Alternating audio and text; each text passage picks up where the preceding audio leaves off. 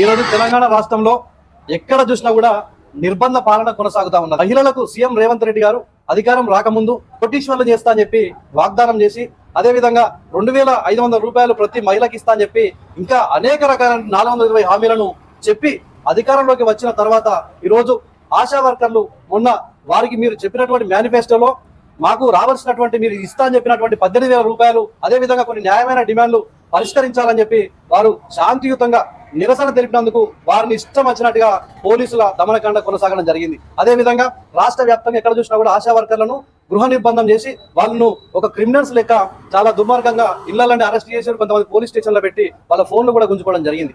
అదే ఈ రోజు ఆర్పీలు ఏ సర్వే చేసినా ఆర్పీలను కూడా ప్రతి కోణంలో కూడా ఆర్పీలను వెట్టి చాకిరి చేపిస్తూ ఉంటారు. వెట్టి చాకిరి చేస్తూ ఏదైనా మీటింగ్లకైనా వాళ్ళే, ఏదైనా సర్వేలు చేయాలన్నా వాళ్ళే, మహిళలు గ్రూపులు చేయాలన్నా వాళ్ళకి సంబంధించిన సమస్యలలో కూడా వాళ్ళే ఉంటారు, బిఎల్ఓలుగా చేస్తారు. దాదాపుగా వాళ్ళు చెయ్యని పని అంటూ లేదు.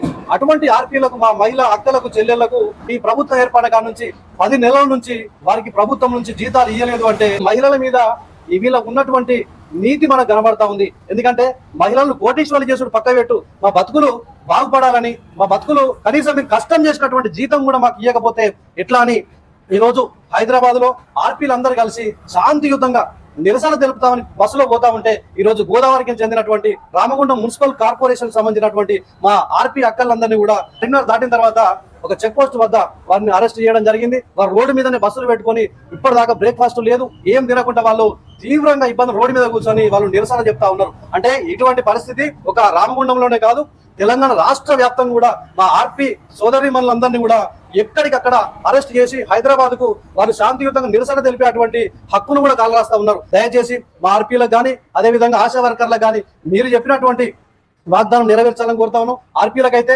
గతంలో తెలంగాణ రాష్ట్రం రాకముందు 1200 రూపాయలు ఉండేది. అదే కేసీఆర్ గారు వచ్చిన తర్వాత అందరికీ 6000 రూపాయలు చేసి వారిని ఆర్పీలను కొంత గౌరవంగా చూసుకున్నటువంటి సందర్భాన్ని చూసినాం. అదే విధంగా అదే ప్రభుత్వం ఏర్పడితే 10,000 రూపాయల వరకు కూడా వారికి చేయాల్సినటువంటి అవసరం ఉండే, కానీ ప్రభుత్వం రాలేదు. ఎన్నో వాగ్దానాలు చేసినటువంటి రేవంత్ రెడ్డి గారు ఇప్పటికైనా కూడా మీరు జీతాలు పెంచాలి, అదే విధంగా వారి న్యాయమైనటువంటి డిమాండ్లన్నీ కూడా పరిష్కరించాలి.